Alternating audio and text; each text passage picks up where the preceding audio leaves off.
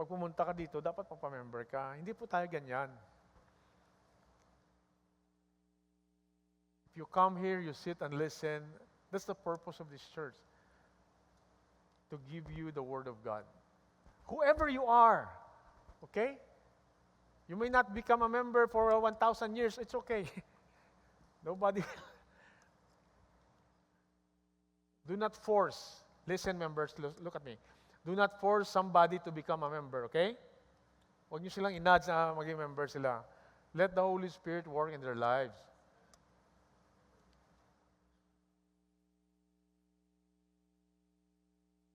Completed canon of Scripture, the Word of God. This is the center of our existence here in faith. And I want to thank all of you who are teaching Bible studies. Ang dami-dami natin nare-reach every week. I think sa Grace Place lang, saka sa ibang area. Combined. And that's, I'm telling you, hanggat ginagawa natin yan, ang pagtuturo ng salita ng Diyos, dito sa church, sa labas, yan po lamang ang pag-asa ng ating bayan. Sa dami ng evils ng ating bayan, sa dami ng corruption, sa dami ng problema, okay, ang answer lamang po ay ang salita ng Diyos. That's why, let's keep doing that. Let's keep teaching. Bless our Blitz. Dapat nag-start na last week because kailang puro ulan tayo 1 week. Salamat sa mga volunteers natin. Karamihan sa kanila senior citizen na di ba? Siya rin natawa sa akin. Sa parking kami, di ba, si Lola niya nandito. Sabi, di ba sa parking libre? Libre yung pag senior ka. Sabi ko doon sa parking. Akin na yung mga ang ID mo, senior. Sabi ko doon sa parking natin, Brad, kasama ko senior eh. Sabi niya, senior ka rin. Lolo, senior ka rin ako. Si mama, si Lola mo senior ka. But how wonderful it is for this church to have people who have a heart to spread the Word of God. Kahit na may edad na, actually, kailangan natin pa mga volunteers sa Blitz eh. Grabing open doors ng Blitz ngayon. Some of you may need to volunteer, but again, hindi na pinipilit yan. Yun lang gusto. Okay? So, we provided the scripture, we provided the Bible teacher, God provides for you, but it's strictly up to your volition. Decision mo, to respond positively and grow spiritually. Or, you can reject this great provision of God and suffer from self-induced misery and divine discipline. Why would you go there? David turned around his life, big-time failure, and God begins to bless him, to train him, to fulfill his purpose for David. But David, God knew he needed doctrine, so God took a prophet and placed a prophet side by side so that David can continue to focus on God and to grow spiritually. For us today, the application is you are in a local church who teaches Bible doctrine. If you want to grow, stay here, concentrate, and listen. The time will come that the plan of God will become so clear to you and you glorify God in your life and fulfill His purpose. Let's stand. I dedicate the closing moments of our service today to anyone here. Maybe we have a guest here. Baka nandito kayo, hindi pa kayo nakatanggap kay Kristo. Kailangan makasigurado kayo na pag namatay kayo, pupunta kayo sa langit eh. Isang paraan lamang. Hindi yung religion, ang good works mo, ang kabaitan mo, hindi yan ang dahilan para pupunta ka sa langit. Makasalanan tayo eh. Lahat tayo. Pero ang Diyos, binigyan niyang bugtong na anak si Kristo. Namatay sa krus. Nagbayad ng mga kasalanan natin. Ang sabi ng Biblia, whosoever, kahit sino, ang tumanggap sa Kanya, whosoever believes in Him, panampalataya, shall not perish but have eternal life. So as we bow our heads and close our eyes, baka meron po dito. Sabihin mo, Pastor Paul, I wanna be sure that when I die, I go to heaven. I'm believing in Christ today. Naintindihan ko ako makasalanan, but naintindihan ko rin na si Kristo nagbayad ng aking makasalanan ng dating ang paraan lamang na malaligtas kami. Tayo, ikaw, ay ang pagtanggap kay Kristo. Maybe meron sa inyo dito, tinatanggap niyo si Kristo, right where you're standing, right where you are. Pwede mo tanggapin si Kristo this morning. Believe on the Lord Jesus Christ and you will be saved. Napakasimple ng salvation, ng kaligtasan. Hindi mo kailangan pagtrabahoan kasi pinagtrabahoan na ni Kristo yun eh. Kagaya ng kasama ni Kristo sa krus na magnanakaw, sabi niya, Lord, remember me. Wala na siyang chance magpabaptize, wala siyang chance maggumawa ng mabuti. Right there when he was hanging on the cross, he said, Lord, he believed in Jesus Christ. And today, Jesus Christ said, today you will be with me in paradise, in heaven. So now, how do you become saved? How can you be sure that you will go into heaven? Believe on the Lord Jesus Christ. He died for your sins. And do that right now. Father, thank you for the Word of God today. May we be challenged.